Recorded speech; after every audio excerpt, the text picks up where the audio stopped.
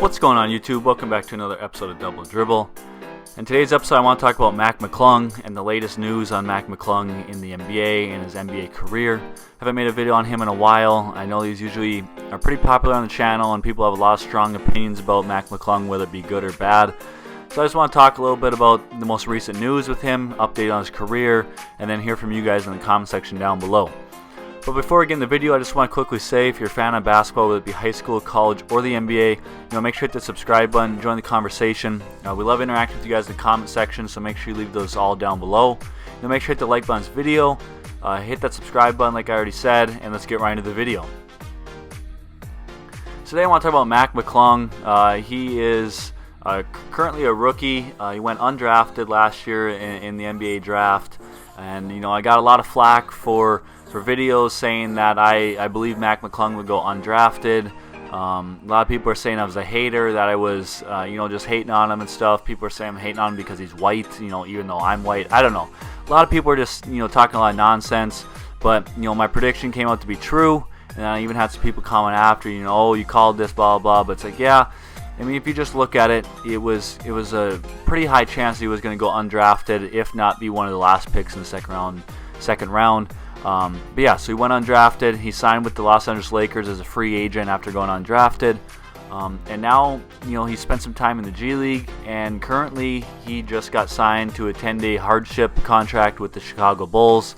Due to the recent spike in coronavirus, health and safety, all that stuff for the NBA, they are signing these 10-day hardship contracts, and McClung was fortunate enough to get a contract with the Chicago Bulls.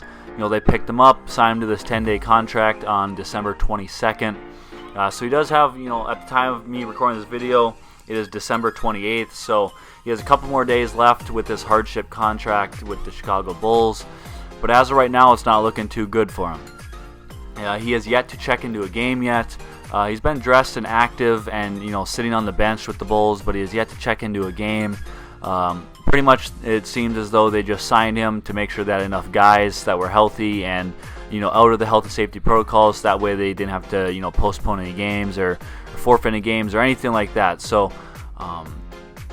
that's kind of what I talk about of the NBA career. Currently, like I said, he's not playing. It's kind of shown by the Chicago Bulls that he doesn't really have a future in the NBA at this exact moment. With all these people being out, players being out, you'd think that he would be able to get some minutes or get some sort of a chance, and yet, or so far, he has yet to get that chance. He hasn't, checked in the game, like I said, hasn't been able to, show what he can do, and I think that's showing that, the Bulls don't really believe that he's an NBA player at this point in time. He is a player that was playing in the G League and doing well in the G League. We'll get into that in a little bit. But that they really just picked him up to, to really make sure that they had enough players and that they didn't have to postpone games, and that they had enough players, to play the game. So I think it's kind of being shown by the Bulls that right now he's not an NBA level player, and I think that it's going to be hard for him to really get that legit chance or that real shot at the NBA because of some of his limitations and weaknesses in his game.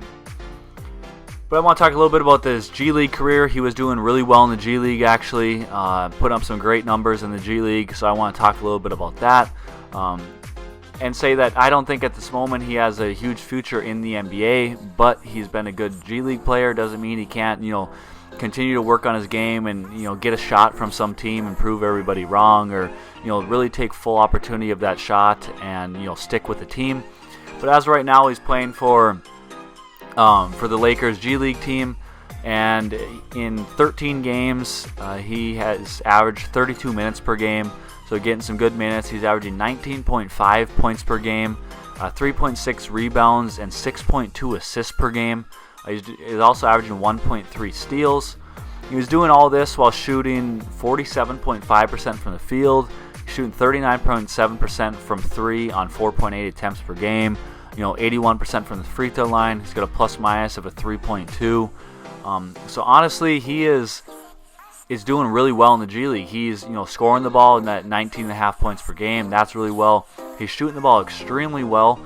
I will say that was one of his weaknesses. I thought was he's pretty inconsistent and didn't shoot the ball at like a at a super high rate or efficient rate, and he's doing that right now in the G League. 47.5% from the field on 14 attempts per game is pretty solid. 39.7% from 3 on 4.8 attempts per game is also really solid. Shooting it at 81% from the free throw line. He's doing, like I said, scoring the ball effectively and efficiently. I mean, he's averaging 19.5 points per game on 14.1, shot attempts per game. So he is showing that he can score the ball at an efficient rate at the G League level, and I think that is really, really promising to see, and going to help him out even more of getting that chance at the NBA. But one of the issues always comes back to the fact that he's pretty much an undersized shooting guard. He's not very big. He's only 6'2", 185 pounds. He's a pretty good athlete, but he hasn't showed that a great ton. Even in his last year at college to now, or even in his college career, he wasn't dunking like he was in high school. And now in the G League and all that, he's not shown that athletic ability like he did in high school.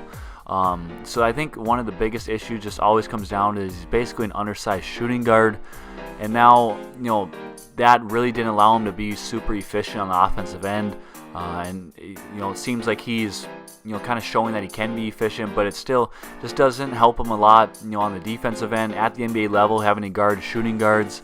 I mean, they're going to be 6'8", 6'6" wings out there that he's going to have to try to guard, and I just don't see him being able to guard very effectively at the NBA level.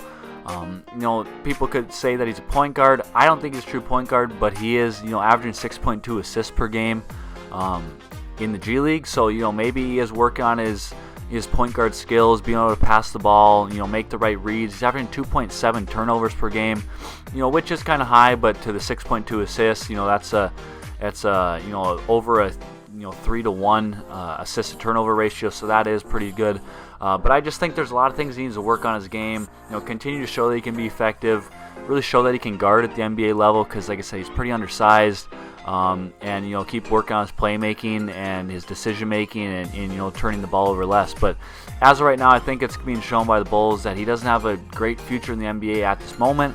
Players can get an opportunity with the team and make it work and stick, and continue to improve on his game. But let me hear all your thoughts in the comment section down below. Hit the like button on this video, hit the subscribe button, and we'll see you in the next one. Peace.